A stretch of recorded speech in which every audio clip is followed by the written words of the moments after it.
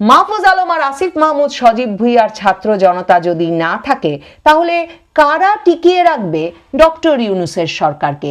কে হবে ডক্টর ইউনূসের ছাত্র জনতা, ডক্টর ইউনূসের সরকারকে কারা একটা দীর্ঘ সময় নির্বাচন থেকে দূরে রেখে নির্বাচন বিলম্বিত করে সরকার চালিয়ে যাওয়ার একটা ফ্রি টিকেট, ফ্রি ম্যান্ডেট দেবে?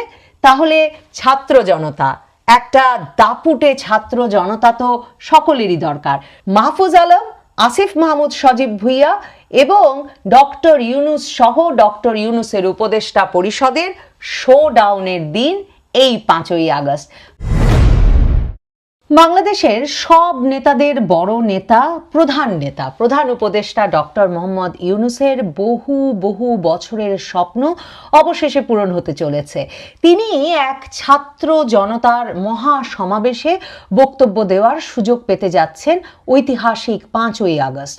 2024 সালের 5ই আগস্ট শেখ হাসিনার পতনের 1 বছর বাদে অবশেষে যেই স্বপ্ন ডক্টর মোহাম্মদ ইউনূস 18 বছর আগে 2007 সালের 1/11 সরকারের সময়ে আমাদের সবার কাছে প্রকাশ্য করেছিলেন যে তিনি রাজনৈতিক দল গড়ে রাজনৈতিক নেতা বনে যেতে চান, সেই স্বপ্ন অবশেষে ধরা দিচ্ছে ডক্টর মোহাম্মদ ইউনূসের হাতে। ডক্টর মোহাম্মদ ইউনূসই এখন ক্ষমতায়, কাজেই তার সরকারের সম্পূর্ণ ব্যবস্থাপনায় এবং অর্থায়নে মানিক মিয়া অ্যাভিনিউতে বিরাট আয়োজন যে হচ্ছে তা এখন আমরা জানতে পেরেছি। গণ অভ্যুত্থান অধিদপ্তর চিঠি দিয়েছিল মুক্তিযুদ্ধ বিষয়ক মন্ত্রণালয়কে, আর মুক্তিযুদ্ধ বিষয়ক মন্ত্রণালয়ের নির্দেশে বা অনুরোধে এক দিনের মধ্যে রবিবারেই রেলপথ মন্ত্রণালয় 8 জোড়া বিশেষ ট্রেনের ব্যবস্থা করেছে। সংবাদ শিরোনামে এই কথাটা পড়ে আমারও মনে হচ্ছিল 8 জোড়া ট্রেন মানে 8টি ট্রেন, আসলে তার মানে 8 জোড়া মানে 16টি ট্রেনের ব্যবস্থা করেছে রেলপথ মন্ত্রণালয়। এই 8 জোড়া ট্রেনের জন্য সরকারের খরচ হবে প্রায় 31 লাখ টাকার মতো। সারা দেশ থেকে নাকি ছাত্র জনতাকে নিয়ে আসা হবে মানিক মিয়া অ্যাভিনিউতে ইউনূস সরকার যে আয়োজন করেছে জুলাই ঘোষণাপত্র ঘোষণা করতে, সেই সমাবেশে যোগদানের জন্য। এই সমাবেশে ঘোষণাপত্র পাঠ করতে পারেন প্রধান উপদেষ্টা ডক্টর মোহাম্মদ ইউনূস। এখন আপনি আমরা যদি এই প্রশ্ন করি যে রাজনৈতিক দলগুলো যখন ক্ষমতায় থাকে তারা কোন ছাত্র জনতাকে তাদের সমাবেশে উপস্থিত করে, সেটা আমরা একরকমের ধারণা করতে পারি, কারণ তাদের রাজনৈতিক দল থাকে। ডক্টর মোহাম্মদ ইউনূস কোন ছাত্র জনতাকে এই সমাবেশে হাজির করবার জন্য সরকারের 31 লাখ টাকা খরচ করছেন? সরকারের তো নিশ্চয়ই শুধু 31 লাখ টাকা খরচ হচ্ছে না। জুলাই ঘোষণাপত্র ঘোষণার জন্য বিরাট মঞ্চ বাঁধা হবে, এসব টুকটাক খরচের কথা না হয় নাই বললাম, কারণ সারা বাংলাদেশ জুড়ে এই সরকারের আয়োজনে তো 5ই আগস্টের উদযাপন চলছে। এই গণ অভ্যুত্থানের প্রথম বার্ষিকী গণ অভ্যুত্থান পরবর্তী সরকার মহা সমারোহে পালন করবেন, সেটাই স্বাভাবিক। কিন্তু 8 জোড়া ট্রেন দিয়ে সারা দেশ থেকে এই বিশেষ ট্রেনগুলো দিয়ে যেই ছাত্র জনতাদের নিয়ে আসা হবে, সেই ছাত্র জনতারা আসলে কোন দলের সদস্য? আমি তো বরাবর আপনাদেরকে বলি নবনীতা চৌধুরীর বয়ানে, সাধারণ ছাত্র সাধারণ জনতা বলে আসলে কিছু হয় না। এই ছাত্র জনতারা কোন দলের অনুসারী কিংবা ডক্টর মোহাম্মদ ইউনূসের ছাত্র জনতা তাহলে আসলে কারা, সেটা যেমন পরিষ্কার করা দরকার, তেমনি এদের তো শুধু ট্রেন খরচ নয়, 5ই আগস্ট দুপুরের মধ্যে নাকি রেলপথ মন্ত্রণালয় এদেরকে হাজির করবে সারা বাংলাদেশ থেকে ট্রেনগুলোর মাধ্যমে, এবং এরপর সভা শেষে আবারও তাদের নিজ নিজ গন্তব্যে নিয়ে যাবে। এর মধ্যে এই ট্রেনগুলোতে যারা আসবেন তাদের খাওয়া দাওয়া, পথ খরচা, সেগুলো কি করে চলবে? মানে সারা বাংলাদেশ থেকেই কিন্তু ব্যবস্থা করেছে রেলপথ মন্ত্রণালয়। রংপুর থেকে ট্রেন আসছে, চট্টগ্রাম, সিলেট, রাজশাহী, গাজীপুর, নরসিংদী, ফরিদপুর, সব জায়গা থেকেই আসছে ট্রেন, এবং অনুষ্ঠান শেষেই দূরের গন্তব্যের ট্রেনগুলো ফিরতি যাত্রা শুরু করবে। এই যে তারা এলেন, থাকলেন, খেলেন, সেই খরচগুলো নিশ্চয়ই সরকার বহন করবে। আসলে বড় বড় মানুষের বড় বড় উচ্চাশা। ডক্টর মোহাম্মদ ইউনূস সারা পৃথিবীর কত ফোরামে বক্তৃতা দিয়েছেন, কিন্তু আমাদের কি সৌভাগ্য সেই 2007 সালের 1/11 সময় থেকেই, মানে নোবেল প্রাইজ পাওয়ার কয়েক মাসের মধ্যেই তিনি এই আগ্রহ ব্যক্ত করে ফেলেছিলেন যে তিনি আসলে বাংলাদেশের রাজনৈতিক নেতা হতে চান এবং তিনি রাষ্ট্র ক্ষমতায় যেয়ে রাষ্ট্রকে সংস্কার করতে চান। 18 বছর পর ডক্টর মোহাম্মদ ইউনূসের হাতে সেই জাদুর কাঠি ধরা দিল শেখ হাসিনার পতনের মাধ্যমে। এখন কেউ যদি তাকে প্রশ্ন করে বসে 17 বছর কোথায় ছিলেন, ডক্টর মোহাম্মদ ইউনূসের পক্ষে সেই পরীক্ষায় পাশ করা খুবই কঠিন হবে। কারণ শেখ হাসিনা সরকারের বিরুদ্ধে কেন, এই বাংলাদেশের কোনো সংকটে, কোনো সম্ভাবনায়, কোনো আশা বা আশঙ্কায় ডক্টর মোহাম্মদ ইউনূস কোনো দিন দুটো কথা ব্যয় করেছেন বা দুটো পয়সা ব্যয় করেছেন বা কোথাও কখনো, মানে দুর্যোগে দুঃসময়ে কখনো বন্যায় খরায় কখনো তার কোনো কিছু আসে যায় বলে এই বাংলাদেশ নিয়ে মনে হয়নি। জুলাই ঘোষণাপত্র, এই বিরাট রসগোল্লাটি অবশেষে আমাদের হাতে ধরা দিতে যাচ্ছে 5ই আগস্ট।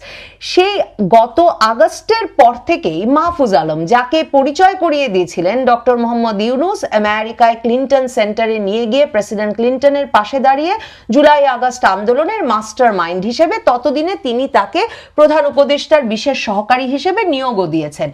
এই মাহফুজ আলম একটা ঘোষণাপত্র রচনা করেছিলেন গত বছরের শেষ দিকে এবং তখন থেকেই এই পরিকল্পনাটি ছিল। তখন তো সকলেই তারা এক দলে ছিলেন, নাহিদ, আসিফ, মাহফুজ আলম থেকে শুরু করে হাসনাত, সার্জিস, মানে তখন সকলেই একটাই প্ল্যাটফর্ম ছিল তাদের এবং তারা বলছিলেন এটা তাদের রাজনৈতিক প্ল্যাটফর্ম নয়, বৈষম্য বিরোধী ছাত্র আন্দোলন, যেই প্ল্যাটফর্মটি থেকে তারা জুলাই আগস্ট আন্দোলনটি পরিচালনা করেছিলেন।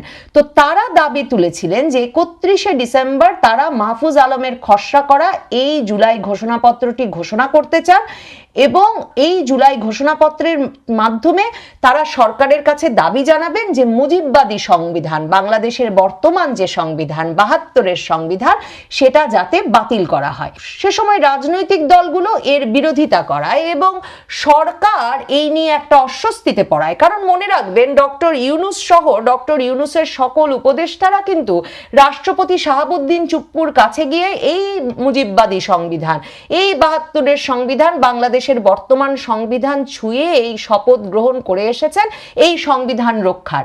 কাজে তাদেরই কোনো সাংবিধানিক ভিত্তি থাকে না, যদিও অনেক দুর্জনেরা বলেন তারপরেও তাদের সাংবিধানিক ভিত্তি থাকে না, কারণ প্রধান উপদেষ্টার কোনো পদই বর্তমান সংবিধানে নাই।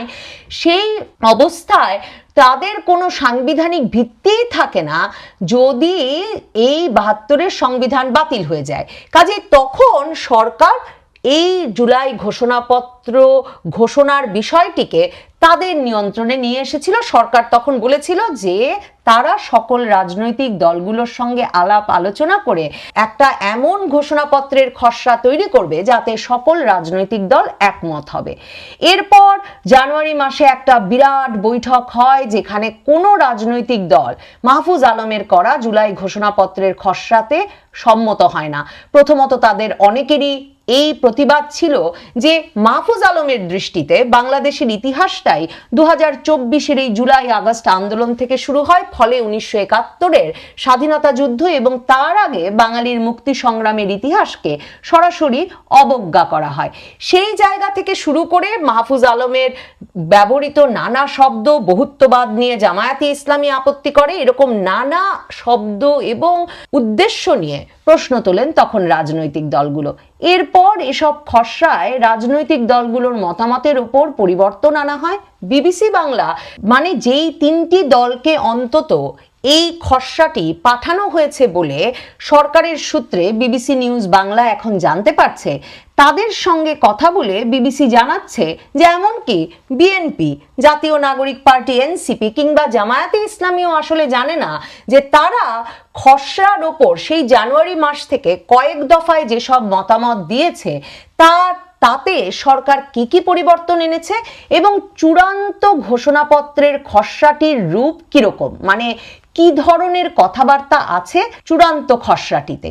তাহলে ভাবুন, কেউ জানে না ঘোষণাপত্রটিতে কি আছে এমন একটি ঘোষণাপত্র পাঠ করতে যাচ্ছে সরকারের প্রধান উপদেষ্টা, এবং এক গভীর রাতে মাহফুজ আলম আর আসিফ মাহমুদ সজীব ভুইয়া অন্তর্বর্তী সরকারের দুই ছাত্র উপদেষ্টা ঘোষণা দিয়েছেন যে জুলাই ঘোষণাপত্র আসছে। এই জুলাই ঘোষণাপত্রটিকে সংবিধানের অন্তর্ভুক্ত করার দাবি আছে জাতীয় নাগরিক পার্টি এনসিপির, আর এই জুলাই ঘোষণাপত্রটিকে সংবিধানের একেবারে প্রিয়াম্বলেই অন্তর্ভুক্ত করার বিষয়ে আপত্তি আছে বিএনপির। জামায়াতে ইসলামের দাবি যে কোনোভাবে জুলাই ঘোষণাপত্রকে একটা আইনি ভিত্তি দিতে হবে, কারণ আইনি ভিত্তি ছাড়া গণ অভ্যুত্থানে অংশগ্রহণকারী তরুণদের বা অংশগ্রহণকারী নেতা কর্মীদের জীবনের নিরাপত্তা নিশ্চিত করা যাবে না, এবং অন্যদিকে এর বাস্তবায়নও একটা হুমকির মুখে পড়বে। এখন এই বিরাট দায়িত্ব সবগুলো দল যারা ফ্যাসিবাদ বিরোধী আন্দোলনে ছিল তাদের সকলের ওস্তাদ হয়ে বসেছেন প্রধান উপদেষ্টা ডক্টর মোহাম্মদ ইউনূস। 5ই আগস্ট তিনি ঠিক কি ঘোষণাপত্র পাঠ করবেন, তার বয়ানের মাস্টারমাইন্ড মাহফুজ আলম ঠিক কি ঘোষণাপত্র রচনা করেছেন, কোনো ফ্যাসিবাদ বিরোধী রাজনৈতিক দলই যখন সেটি জানে না, তখন সরকার কি কারণে তার ছাত্র জনতার সমাবেশ ঘটিয়ে এটিকে অনুমোদন করিয়ে নেওয়ার একটা সরকারি ব্যবস্থাপনা আর সরকারি আয়োজন করতে যাচ্ছে? আমি আপনাদেরকে এর আগেও বলেছি, উমামা ফাতেমার ভাষায় বলি, এই সরকার, এই ব্যবস্থা পরিণত হয়েছে একটা বিশাল মানি মেকিং মেশিনে।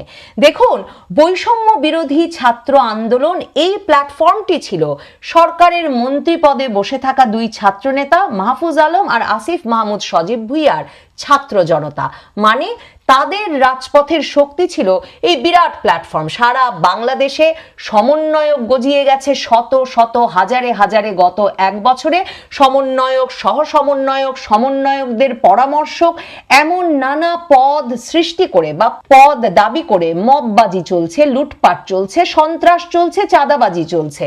আর উমামা ফাতেমাই আগেই আমাদের ফেসবুকে আরেক স্ট্যাটাস দিয়ে জানিয়ে দিয়েছিলেন হেয়ার রোড থেকে এই পুরো নেটওয়ার্ক নিয়ন্ত্রণ করছেন দুই মন্ত্রী, মানে মাহফুজ আলম আর আসিফ মাহমুদ সজীব ভুইয়া।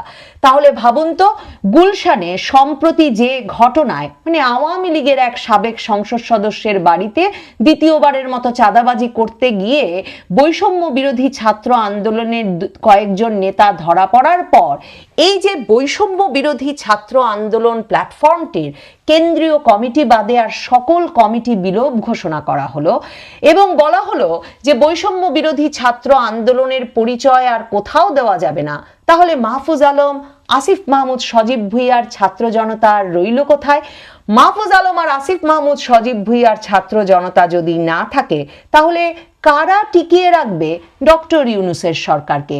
কে হবে ডক্টর ইউনূসের ছাত্র জনতা, ডক্টর ইউনূসের সরকারকে? কারা একটা দীর্ঘ সময় নির্বাচন থেকে দূরে রেখে, নির্বাচন বিলম্বিত করে সরকার চালিয়ে যাওয়ার একটা ফ্রি টিকেট, ফ্রি ম্যান্ডেট দেবে? তাহলে ছাত্র জনতা, একটা দাপুটে ছাত্র জনতা তো সকলেরই দরকার।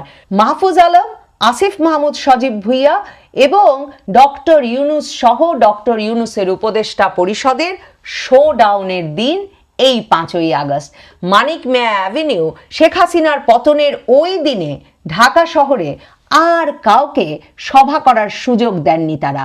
এমনকি জাতীয় নাগরিক পার্টি জুলাই আগস্টে বিজয়ী ছাত্র জনতার যে দল গড়ে উঠল এবং যে দলের নেতা নাহিদ ইসলামকে এক দফার এক দাবির ঘোষক এবং জুলাই আগস্ট আন্দোলনের ইমাম বলে পরিচয় করিয়ে দেওয়ার চেষ্টা এখন জাতীয় নাগরিক পার্টির তরফে হচ্ছে, তাদেরকেও বিব্রতকর জনসমাবেশের এবং একটা নরম গলার জনসমাবেশ করে 3রা আগস্টই ঘরে ফিরে যেতে হয়েছে। জুলাই সনদ, জুলাই ঘোষণাপত্র কোনো কিছুর জন্যেই খুব জোরে সোরে দাবি যেমন তারা আর জানাতে পারেনি, কিংবা সেই বিপ্লবের এই ফসলগুলোর অধিকারও তারা দাবি করতে পারেনি। তারা শহীদ মিনারে এসেছিল নতুন বাংলাদেশের ইশতেহার নামে আরেকটা অস্পষ্ট ভাষার কথামালা নিয়ে। ডক্টর মোহাম্মদ ইউনূস 5ই আগস্ট যে জুলাই ঘোষণাপত্র ঘোষণা করেন, দেখা যাক সেখানে তিনি কি বলেন এবং কি বলে তিনি এমন বিরোধ সৃষ্টি করেন যে বিরোধ, যে বিতর্ক, যে বচসার কারণে রাজনৈতিক দলগুলোর মতানৈক্যের ফলে নির্বাচন বিলম্বিত হবে, যে জায়গায় রাজনৈতিক দলগুলো একমত হতে না পারার ফলে বাংলাদেশে একটা নতুন রাজনৈতিক স্থবিরতার জন্ম হবে। আমি তো আমাদের এই নতুন জননেতার না হলে রাজপথে আসার, ছাত্র জনতার সামনে ঘোষণাপত্র পাঠের আর কোনো কারণ দেখি না।